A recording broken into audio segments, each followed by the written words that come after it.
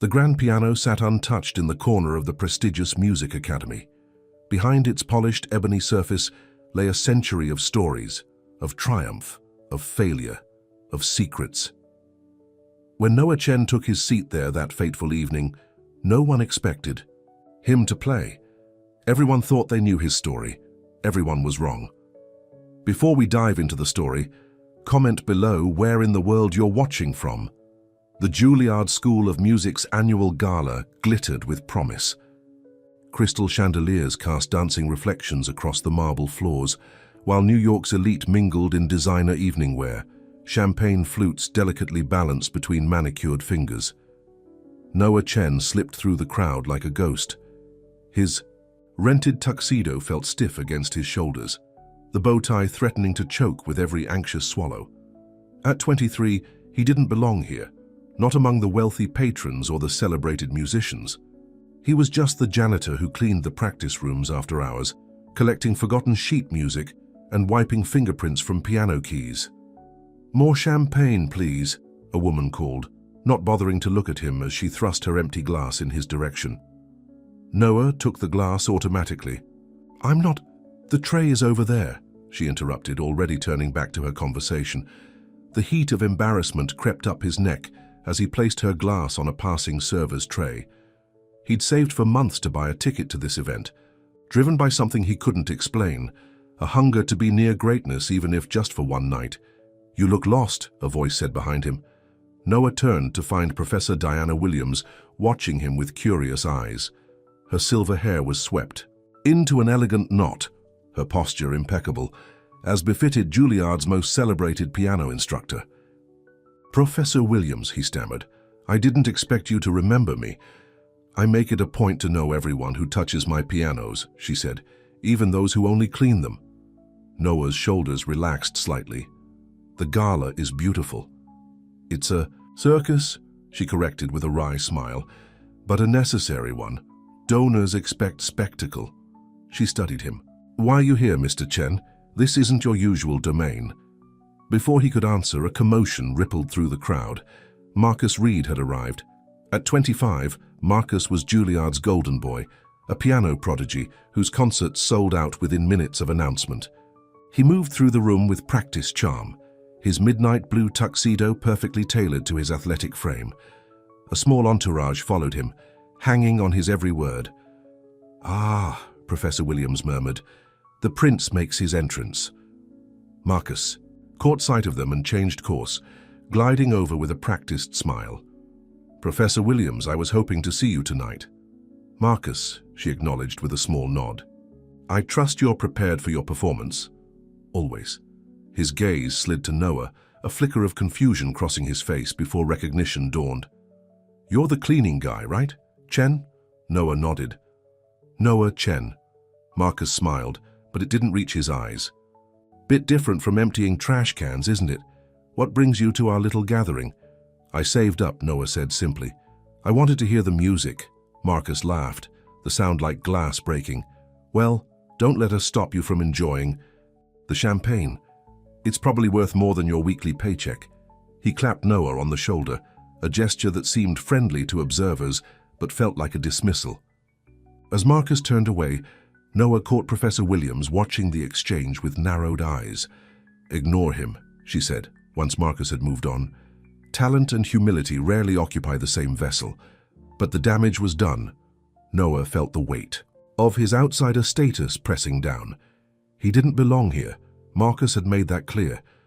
Perhaps coming had been a mistake. The next incident occurred an hour later. The performance portion of the evening had begun, with students showcasing their talents on the central stage. Noah found a quiet corner to observe, letting the music wash over him, his fingers occasionally twitching against his leg as if playing along. During a brief intermission, he wandered to the refreshment table, filling a small plate with hors d'oeuvres. As he reached for a napkin, he bumped into someone, causing a splash of red wine to arc through the air and land on a white silk dress. "Oh my God," gasped the woman. Veronica Steele, Marcus's girlfriend and a celebrated violinist in her own right. "Look what you've done." Noah froze.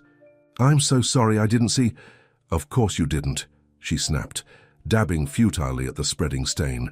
This dress costs more than you make in a month. The commotion drew attention. A small crowd gathered, including Marcus, who took in the scene with raised eyebrows. Having trouble navigating the finer things, Chen? He asked, his voice carrying. Maybe stick to mops and buckets next time. Laughter rippled through the onlookers. Noah's face burned. It was an accident, he said, quietly. Everything okay here? Professor Williams appeared, her expression stern. Just a little spill, Marcus said smoothly. Nothing to worry about, though perhaps some people should stay in their lane. The professor's lips thinned. I believe the next performance is starting. Shall we? The crowd dispersed, but the damage was done. Noah felt dozens of eyes following him, whispers trailing in his wake. He retreated to a shadowy corner, considering leaving altogether. But the final humiliation was yet to come. After several more student performances, Marcus took the stage to thunderous applause. He bowed graciously before seating himself at the gleaming grand piano. Tonight, he announced, I'd like to perform something special. A piece I've been developing that explores the boundaries between classical structure and modern expression. His fingers descended on the keys, and music filled the hall. Complex, technically impressive, but somehow hollow. Noah watched intently, his expression a mixture of appreciation and something else, something that might have been disappointment. When Marcus finished, the crowd erupted in applause. He stood and bowed, basking in the adoration. Before I conclude, he said as the applause died down, I'd like to try something different. They say music connects us all, even those who merely observe from the sidelines. His gaze found Noah, in the shadows. Perhaps our maintenance staff would like to show us what he's learned from sweeping up after real musicians. Come on up, Chen. Don't be shy. A spotlight swung to illuminate Noah. The crowd turned, some laughing, others looking, uncomfortable at the obvious mockery. Professor Williams stepped forward. Marcus, that's enough. But Noah was already moving. Something had shifted in his demeanor, the hunched shoulders straightening, the downcast eyes lifting. He walked to the stage with measured steps, each footfall purposeful. Marcus smirked as he vacated the piano bench. Don't worry if you can't find the right keys, he stage whispered. No one expects much. Noah sat down, adjusting the bench with the practiced motion of someone intimately familiar with the instrument. He placed his hands on the keys. Hands that were calloused but graceful, strong but sensitive. What will you play for us? Marcus asked, not bothering to hide his amusement. Noah looked out at the sea of expectant faces. Rachmaninoff's Piano Concerto No. 3 in D minor, he said quietly. The first movement, a murmur rippled through the crowd. Even Marcus looked startled. Rachmaninoff's third was notoriously difficult, one of the most technically challenging pieces in the classical repertoire. Perhaps something simpler, Marcus began. But Noah had already begun to play. The opening notes were deceptively simple, a quiet, questioning melody that seemed to ask permission to exist. But as Noah's fingers moved across the keys, the music transformed, building in complexity and emotion. His hands flew across the keyboard, executing runs and arpeggios with breathtaking precision. The room fell silent, except for the music. Noah's body swayed slightly as he played, his eyes half closed, completely absorbed in the piece. There was technical brilliance, yes, but more than that, there was soul. The piano sang under his touch, each note imbued with meaning. As he reached the cadenza, the most demanding solo section, Noah didn't hesitate. His interpretation was unique, not merely copying recordings, but breathing new life into the familiar composition. His left hand anchored complex harmonies while his right danced through passages that would challenge most professional pianists. Professor Williams stood transfixed, one hand pressed to her mouth. Marcus had gone pale, his smirk long vanished. The audience watched in stunned silence as the janitor they had dismissed transformed before their eyes into something else entirely, an artist of extraordinary caliber. When Noah struck the final chord of the movement, the silence that followed was absolute. For 3 heartbeats, no one moved. Then Professor Williams began to applaud, followed by another person, then another, until the entire room erupted in thunderous ovation. Noah stood, slightly dazed, as if emerging from a trance. His eyes found Marcus, who stood frozen at the edge of the stage. "Where did you learn to play like that?" Marcus demanded, his voice barely audible over the continuing applause. "My mother taught piano in Shanghai before we moved here," Noah said simply. "I practiced whenever I could, after hours when everyone had gone home. But why work as a janitor? With that talent, my mother got sick. Medical bills, no time for auditions or scholarships." Noah shrugged. "Music doesn't pay bills." The crowd was pressing forward now, people calling out questions, praise, business cards thrust in his direction. Noah looked overwhelmed, his earlier confidence receding. Professor Williams cut through the throng, taking his elbow. "Come with me," she said firmly, guiding him away from the clamoring audience. She led him to a quiet alcove off the main hall. "Why didn't you tell me?" she asked. "All these months cleaning the practice rooms, and not once did you mention—" Noah's hands were shaking now, the adrenaline fading. "Would it have mattered?" "Of course it would have mattered. I've seen how this world works, Professor. People like me don't get invited in through the front door. So you snuck in through the service entrance instead." Her voice softened. "That was Rachmaninoff's third, Noah. Performed at a level I've rarely witnessed, even from our most celebrated graduates." Noah looked down at his hands that had just coaxed magic from ivory keys, but tomorrow would return to cleaning floors. "It doesn't change anything." "It changes everything." She reached into her clutch and pulled out a business card. "Mikhail Baranov. He's on the board of the New York Philharmonic and owes me several favors. Call him tomorrow. Tell him I sent—" "You?" Noah stared at the card. "I don't understand." "You will." She smiled. "Talent finds a way, Mr. Chen, even when we try to bury it under mop buckets and cleaning supplies." Back in the main hall, the crowd was still buzzing. Marcus stood with Veronica and his entourage, his expression thunderous. "It was a fluke," he was saying. "Anyone can memorize the notes. There was no interpretation, no feeling." Veronica touched his arm. "Marcus, stop. He was incredible, and you know it." "He's a janitor." "Not anymore, I think," she said, nodding toward Noah as he re-entered the room. People surged toward him, but Noah moved with newfound purpose, heading straight for Marcus. The crowd parted, sensing the confrontation to come. "I owe you thanks," Noah said when he reached the pianist. Marcus blinked. "For what?" "For forcing me to play.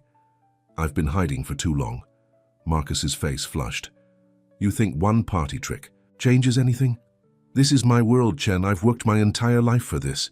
"So have I," Noah replied quietly. "Just under different circumstances." Something flashed in Marcus's eyes. Fear, perhaps. Recognition of a rival he hadn't known existed. "This isn't over." "It doesn't have to be a competition," Noah said. "There's room for different voices." But Marcus had already turned away, pulling Veronica with him as he stalked toward the exit. The watching crowd shifted uncomfortably, unsure how to react to the Golden Boy's fall from grace. Noah felt a hand on his shoulder and turned to find an older gentleman with kind eyes behind wire-rimmed glasses. "Sebastian Montgomery," the man introduced himself. "I'm Dean of Admissions at Juilliard. I think you and I should talk." The weeks that followed transformed Noah's life in ways he could never have imagined. The video of his performance, captured on dozens of phones, went viral within days. Scholarship offers poured in. The New York Philharmonic invited him to audition for a special showcase of emerging talents. He quit his janitorial position, though he insisted on training his replacement, personally showing her all the little details that made the job easier. He moved from his tiny shared apartment to a small but private studio closer to the music school, the rent covered by his new scholarship. Professor Williams took him on as a private student, pushing him harder than any of her regular pupils. "You have a decade of technical training to catch up on," she told him, "but something no teacher can give, that spark, that soul, you already have in abundance." He saw Marcus occasionally in the hallways of Juilliard. The other pianist had retreated into intensive practice, driven by Noah's unexpected challenge to his supremacy. They nodded to each other when they passed, a tentative respect forming from the ashes of humiliation. 3 months after the gala, Noah gave his first formal recital in Juilliard's smaller performance hall. He chose a program that reflected his journey, starting with a Chinese folk melody his mother had taught him as a child, moving through increasingly complex classical works and ending with his own composition, a piece that blended Eastern and Western musical traditions. The hall was filled to capacity. In the front row sat Professor Williams, beaming with pride. Beside her was Noah's mother in a wheelchair, her eyes bright with unshed tears. Behind them, Sebastian Montgomery nodded approvingly as Noah took his place at the piano. And in the last row, arriving late and leaving before the standing ovation concluded, was Marcus Reed, watching, listening, learning that greatness comes in many forms and from unexpected places. 6 months after the night that changed everything, Noah Chen stood backstage at Carnegie Hall, waiting to make his debut as a featured soloist. His fingers were steady now, his confidence no longer a momentary burst of courage but a quiet, constant companion. Through the curtain, he could see Professor Williams in the audience, alongside Sebastian Montgomery and Mikhail Baranov. His mother sat in a special box seat, her health improved enough to attend this milestone performance. As the stage manager signaled his cue, Noah thought about the journey that had brought him here, from practicing on a paper keyboard as a child, when they couldn't afford a real piano, to cleaning the instruments others played, to finally claiming his place in this world of music. He walked onto the stage to enthusiastic applause. The spotlight found him as he approached the magnificent grand piano at center stage, so different from the mops and buckets that had been his tools for so long. As he took his seat and placed his hands on the keys, Noah knew that talent finds its voice no matter how long the silence. Sometimes the most beautiful symphonies are the ones that wait patiently to be heard. We all carry hidden depths within us, talents and passions that may lie dormant but never truly die.